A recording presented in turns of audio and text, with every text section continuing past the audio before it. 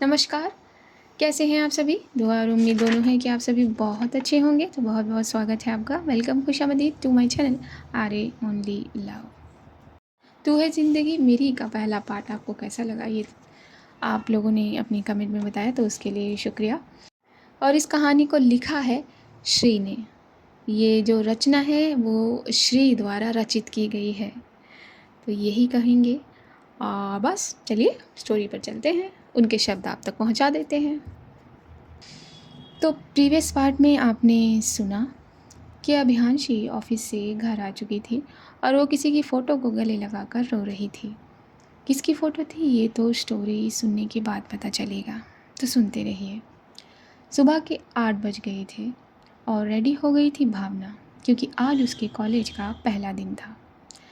जाकर दादी के पैर छू लिए थे उसने। मेरी बच्ची हमेशा खुश रहो, आज कॉलेज का पहला दिन है तेरा, अच्छे से पढ़ाई करना।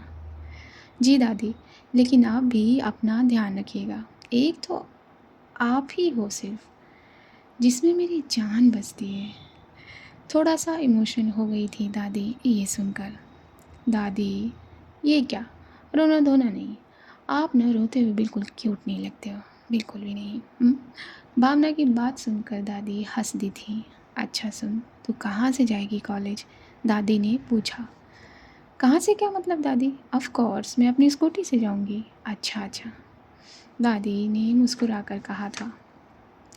हालांकि भावना की फैमिली में कोई इनकम करने वाला नहीं था, लेकिन इनकम करने की ज़रूरत भी नहीं थी, क्योंकि भावना कोई ऐसी वैसे परिवार से नहीं थी।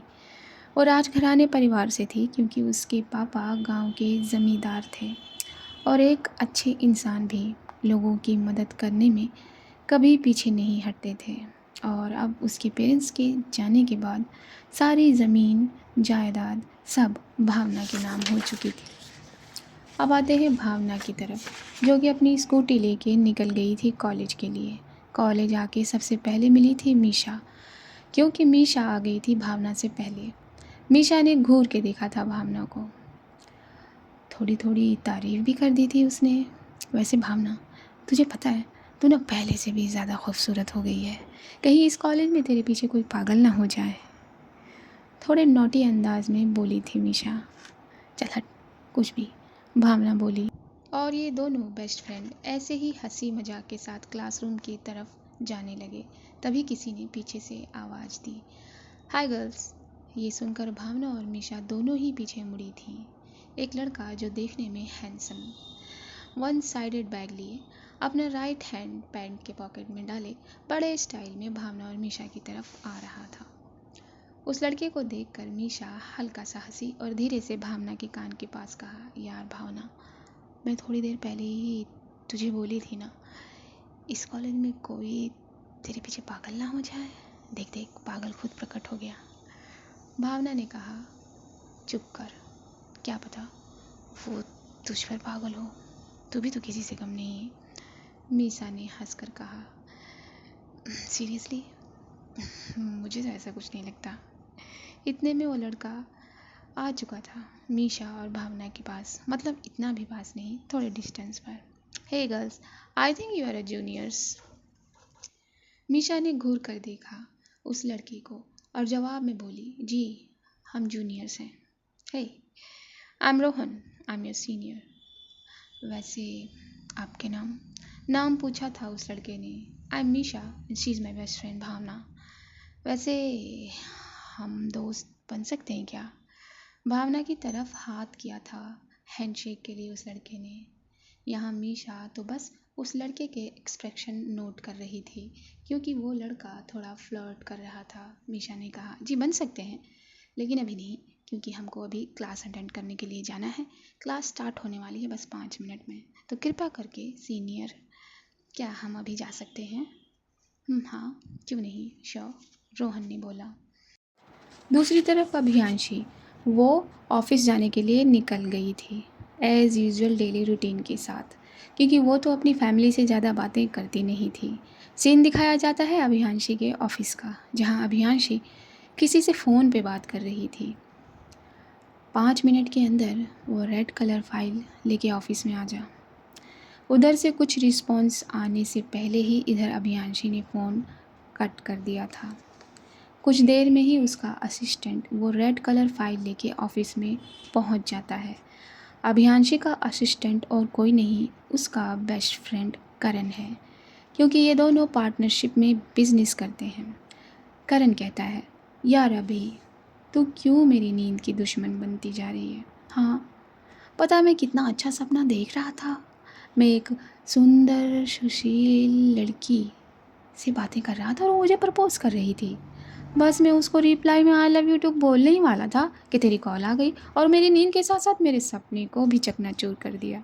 तू खुद से सिंगल मरेगी ही मरेगी, साथ साथ में मुझे भी मारेगी। देख भाई, मुझे कोई शौक़ नहीं है सिंगल मरने का, कोई भी नहीं। हो गई तेरी बकवास। तू कितनी बकवास करता है और ये फालतू के ख्याल से निकल कर बाहर आ। हाँ हाँ हाँ, तुझे तो मेरी बात हमेशा बकवास ही लगती है, और नहीं तो क्या। तुझे बकवास करने के अलावा कुछ आता भी है? अभियांशी ने सीरियस टोन में कहा था। जिस प्रोजेक्ट में हम 8 महीनों से काम कर रहे हैं, फाइनली आज उसका रिजल्ट आने वाला है। करण थोड़ा सा हंस के कहता है, आई नो वेरी वेल, वो प्रोजेक्ट तुझे ही मिलने वाला है, क्योंकि आज तक तेरे हाथों से कोई प्रोजेक्ट कभी तूने लूज़ किया है क्या? हाँ। थोड़ी ही देर में ऑफिस में अनाउंसमेंट हो जाती है मीटिंग के लिए। बहुत बड़े बड़े बिजनेसमैन लाइन लगाकर इस प्रोजेक्ट के लिए खड़े थे। मिस अभियांशी अग्रवाल, मुझे आपकी प्रेजेंटेशन बहुत अच्छी लगी। कांग्रेट्स, आपको ये प्रोजेक्ट दिया जाता है।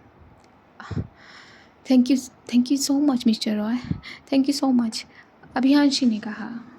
वैसे मिस अग्रवाल, आपकी कंपनी के प्रॉफिट के लिए आप मेरी कंपनी के साथ कोलैबोरेट भी कर सकती हैं।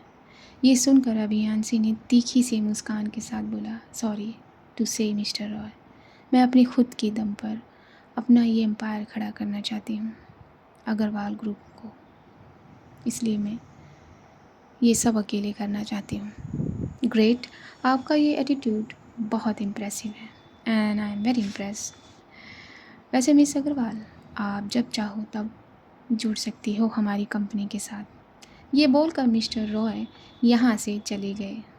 अभियांशी ने थोड़ी लंबी सांस ली और धीरे से मन में बोला, काफ़ी अकेली हूँ लेकिन अकेली ही काफ़ी हूँ, बहुत काफ़ी हूँ। तो आज के लिए इतना ही, मिलते हैं दूसरे पार्ट में। कैसे मुलाकात होगी अभी और भावना की, बस ये जानने के लिए।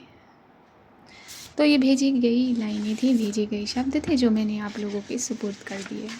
अब आप लोगों को कमेंट करना है कि कैसी स्टोरी लगी, कैसी क्या। ओके, उसके साथ साथ आप अपना ख्याल रखिए, अपने पेरेंट्स का ख्याल रखिए, दुआएं करते रहिए, दुआएं करिए पेरेंट्स के लिए, दुआएं करिए नीडी चिल्ड्रंस के लिए, दुआएं करिए इंसानियत के लिए, दुआएं करिए हर उस प्रेग्नेंट लेडी के लिए जो अपने अंदर एक नन्ही जान को सांसें दे रही है। बस मुस्कुराते रहिए। मैं लेती हूँ इजाज़त, नमस्कार।